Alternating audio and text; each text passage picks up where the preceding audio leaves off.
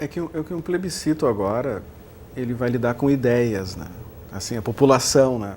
Como nós tivemos no plebiscito de 93, em que de certa maneira foi vendida a ideia pelos presidencialistas que os parlamentaristas queriam tirar o voto deles, né?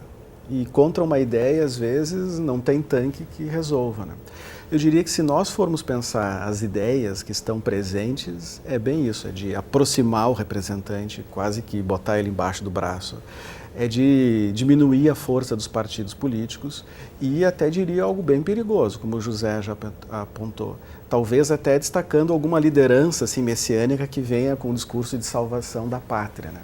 Então, por isso que talvez, né, é melhor que o Congresso debata, discuta, traga todos os prós e contras dessas medidas todas, preparando a população para que os próprios partidos possam mostrar a importância e a relevância deles, né? Ou seja, a nossa democracia hoje é muito por causa dos partidos políticos, né? Só que não me parece que existam ideias pró-partidos políticos na população, né? Não, é um pequeno grupo só que tende a participar, a se envolver nos movimentos sociais, né? Então eu diria que um plebiscito assodado, ele pode trazer e dialogar com um sentimento até muitas vezes antipartidário, até antidemocrático, né? Eu acho que não custa, né? Nós já deixamos passar tantas oportunidades de termos uma boa reflexão com a sociedade para que as pessoas possam realmente verificar a importância dos partidos, a importância do representante, das questões, das temáticas ideológicas, né? Podemos reforçar um sistema que trate mais adequadamente as diferentes perspectivas de mundo, de sociedade. Olha, vamos fazer o seguinte, vamos colocar o Marlon Reis, que é juiz e co-diretor do Movimento de Combate à Corrupção Eleitoral. Em 2010, o MCCE reuniu mais de 1,5 milhão de assinaturas em favor da aprovação da Lei 135 de 2010, que ficou popularmente conhecida como Lei da Ficha Limpa. Marlon, tudo bem? Você me escuta? Tudo bem. Escuto perfeitamente. Um grande abraço. Seja bem-vindo. Me diga o seguinte, qual a importância, João está falando aqui da população, da importância da população, eu quero saber a sua opinião sobre a importância da participação popular para esse processo de busca de reforma política. Bom, nós estamos acompanhando o debate e a sociedade, ela não está pautada pela discussão entre plebiscito, referendo, pressa de fazer as coisas. Cerca de 70 organizações nacionais da sociedade civil, dentre elas a Ordem dos Advogados do Brasil, o Conselho Federal de Engenharia, Arquitetura e Agronomia, um monte de grandes organizações, está debatendo há muito tempo um projeto popular de reforma política, palavra por palavra, tem um projeto pronto e, como eu disse, não está pautado nem por plebiscito nem por referendo. Está fazendo nesse momento agora, assim como fizemos com a Lei da Ficha Limpa, um debate na base da sociedade, em associações, igrejas, na internet também, coletando assinaturas para uma nova iniciativa popular, justamente para promover a reforma política por iniciativa popular. Me diga o seguinte, qual o tema que você incluiria ou excluiria do plebiscito? Olha, nós temos 3 questões que fazem parte de todo o nosso debate. De fato, a reforma política ela é muito mais do que a reforma eleitoral. Mas nós entendemos que o quadro... Deu uma pequena travada no Marlon agora. Vamos ver se ele volta. Perdemos a comunicação com eles. Então, vamos para a pergunta dos nossos telespectadores.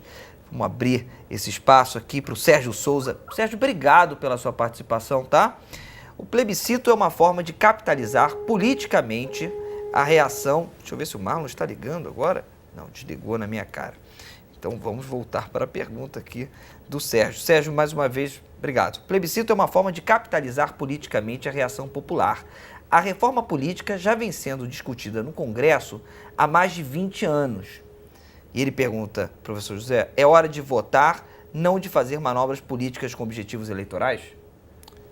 O governo está tentando responder a manifestações de ruas mais importantes, talvez em 2 décadas no Brasil. Acho que a gente não pode presumir que isso é uma manipulação. A gente pode discordar, e como eu acho que esta não é a resposta mais adequada. Como eu digo, eu acho que o desenho institucional é muito importante, é complexo, mas eu acho que no Brasil especificamente nesse ponto, é a prática política que está incomodando a gente, né? Tem algumas coisas, por exemplo, líderes que durante décadas se acusam de corrupção e de incompetência, por causa de 2 minutos de televisão, se abraçam em rede nacional. Isso não há desenho institucional que dê conta, né? Mas agora Mas isso é democrático.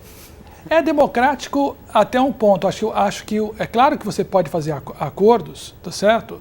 Com pessoas que não pensam como você, senão não há democracia. A democracia não é para todo mundo ser igual.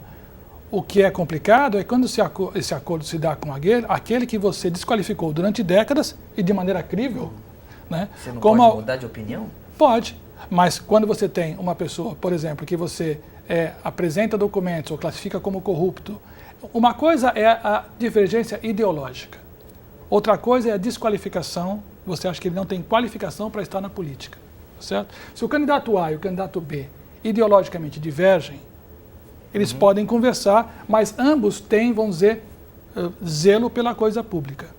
Outra coisa é dizer, olha, este homem é desonesto, ele roubou o dinheiro público está na Suíça, na conta dele, etc. e tal, e depois fala assim, não, isso na verdade não acontece. Das duas, uma. Ou foi uma acusação extremamente leviana, durante muito tempo, sobre alguém que é de bem, não é? Ou foi uma acusação que a pessoa que fez a acusação tinha certo fundamento, né? E achou que não era tão importante em relação ao outro quadro. Mas, de qualquer modo, eu acho que é claro que é importante a gente conversar com isso. Isso é o coração da democracia, mas há duas coisas.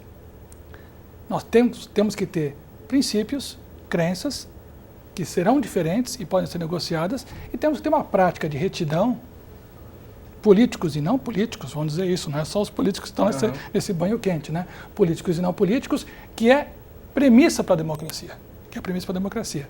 Mas para completar com o Sérgio, eu acho que o Sérgio tem uma leitura possível, né, da reação do governo, mas eu não acho que ela seja necessariamente a única leitura que seja. O governo está tentando entender e responder a uma situação muito importante, muito rica, mas também que deixou, como o governo mesmo confessou, todo mundo perplexo, né, diante daquilo. Por isso que a gente pensar da perplexidade de, 20 dias atrás, 15 dias atrás, a esse tema do plebiscito, me parece um degrau aí que a gente precisa tomar um certo cuidado.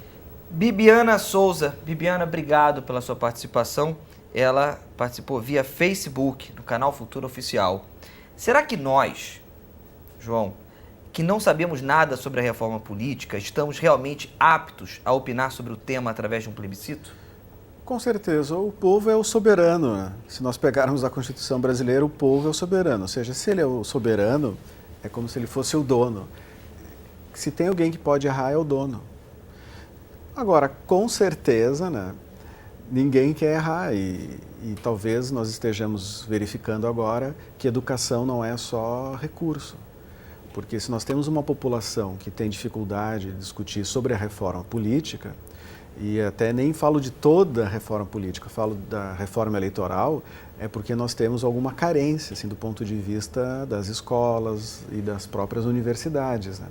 Então eu vejo assim, nós precisamos, com certeza, aumentar a politização da sociedade brasileira no que concerne a conhecer sobre o sistema eleitoral, o sistema partidário, o próprio funcionamento do Congresso, e isso não se faz da noite para o dia.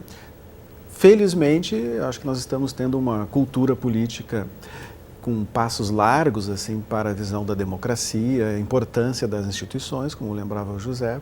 Só que isso não se faz da noite para o dia. Eu sou extremamente favorável, bastante favorável ao plebiscito, ao referendo, aos projetos de iniciativa popular, à nossa Constituição cidadã, a cidadania ativa, né? Só que eu temo assim que pelo atropelo esses importantes assuntos eles comecem a ser bombardeados, né, com uma visão de que a população não tem condições de participar. Não, a população tem condições, sim. Agora, claro, tecnicamente, às vezes, sistema distrital misto, talvez estes sejam termos que muitas vezes nem os especialistas eles entendem aprofundadamente, né? Mas é uma caminhada, acho que a população, ela, de certa maneira, ela sabe o que ela quer, ela tem os desafios bem diante de si, a questão é de construir com serenidade esse processo. João, você falou com serenidade, isso é importante, porque essa palavra, às vezes, ela vai contra uma geração que quer respostas para já. Se está sendo esse plebiscito para daqui a 2 meses, será que teremos estômago vontade de esperar ter essa serenidade toda para um plebiscito, Mas, por exemplo, em Thiago, 2015? É bem isso, ou seja, o exercício e a contenção do poder.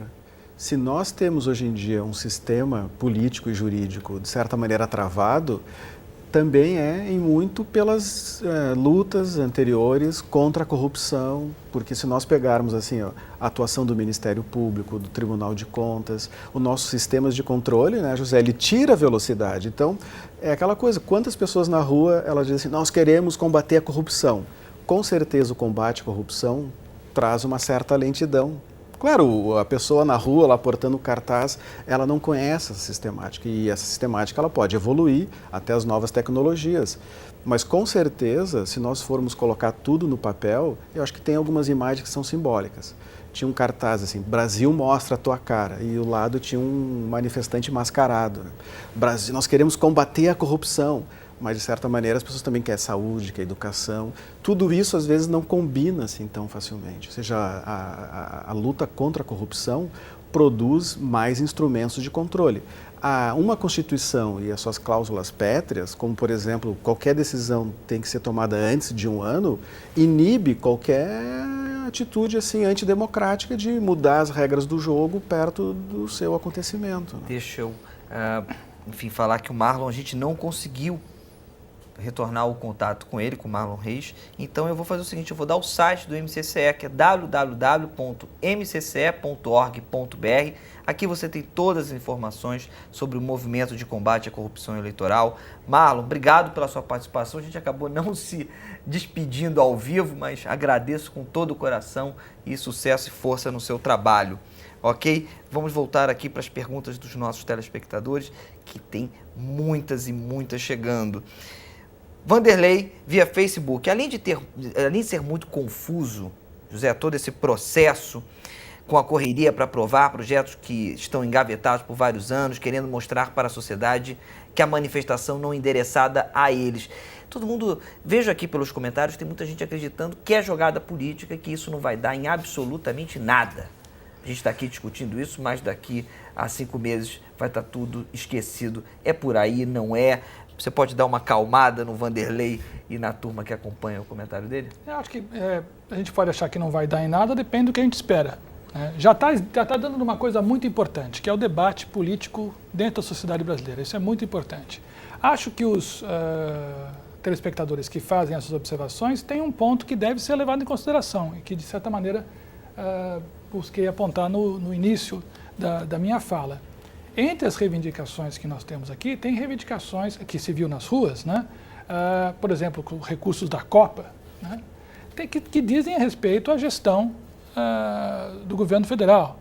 Ou, por exemplo, uma preferência deliberada pelo transporte individual sobre o transporte público. Nós tivemos anos a fio, redução de IPI, extensão de crédito para as pessoas comprarem o seu próprio carro. Então, é verdade, sim, que esta pauta da reforma política não enfatiza questões que têm a ver com a gestão e não com o sistema político como um todo. Daí a dizer que nós não tenhamos que debater o sistema político é uma outra coisa. Mas o importante, eu gostaria de retomar o que o João falou, é que a gente, na democracia, tem uma responsabilidade de dar conta do agora, mas de preparar o futuro. As coisas vão dar em alguma coisa. Né? Se a gente conseguir preparar um Brasil melhor para daqui a 10 anos, isso requer bom senso, isso requer atenção para o que é episódico, né? Mas sem sacrificar uma possibilidade de desenho mais perfeito lá na frente para dar uma resposta pontual agora. E é verdade que esta reforma política, como acho que já se apontou mais de uma vez, não resolve outras questões. Acho que a economia tem sido uma inquietação que as ruas manifestam, né?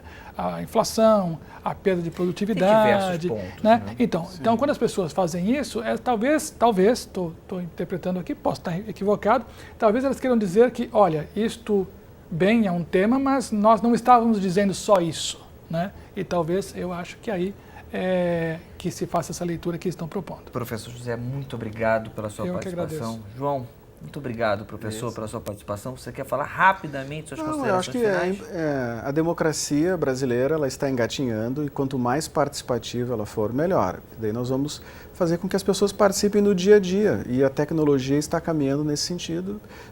E eu acho que nós estamos no começo desse processo. Fabiano, obrigado pela sua participação. Também não mandei um abraço para o Vanderlei. Tem aqui comentário do João Carlos Almeida, muito boa iniciativa da presidenta. Há 19 anos isso estava parado no Congresso. Tem o Manuel Júnior também perguntando se isso não é jogada política. Temos várias participações, o Rodrigo, a Lívia, o Júnior.